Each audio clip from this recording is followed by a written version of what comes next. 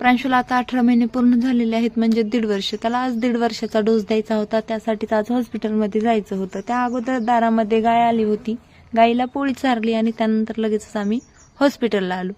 इकडे आल्याच्या नंतर एवढी लाईन होती, म्हणजेच आमचा 15-20 मिनिटात नंबर लागणार होता. थोडा वेळ आम्ही रांगेमध्ये थांबलो आणि ते थांबल्याच्या नंतर प्रांशूचाही नंबर आला, त्यालाही डोस देण्यात आला. आणि डोस दिल्याच्या नंतर तो थोडा रडत होता. रडल्यामुळं मग त्याला थोडंसं बाहेर घेऊन आले. बाहेर तो इकडे तिकडे बघत होता आणि इकडे तिकडे बघत असल्यामुळं त्याला थोडंसं फ्रेश वाटलं आणि त्याला फ्रेश वाटल्याच्या नंतर मग आम्ही तिथून लगेचच हॉस्पिटलच्या बाहेर पडलो. बाहेर पडल्याच्या नंतर बाजूलाच एक सायकलचं दुकान होतं, त्या ठिकाणी आम्ही सायकल बघितली आणि आम्हाला ती सायकल घरी घेऊन यायची होती आणि त्यासाठीच आम्ही हट्ट करीत होतो.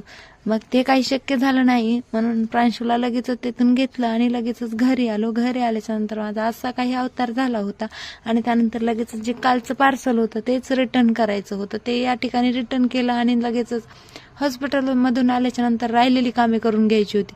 फरची पुसणं, भांडे, कपडे, एवढी सारी कामे राहिलेली होती. ती बाकी राहिलेली कामे मग ह्या ठिकाणी करायला घेतली. सगळी कामे करून घेतली आणि त्यानंतर लगेचच पार्थला मोबाईल बघायची सवय थोडी जास्तच झालेली आहे त्याची, त्यामुळं मग या ठिकाणी आम्ही डिश फिट केला आणि TV सुरू केलेली आहे.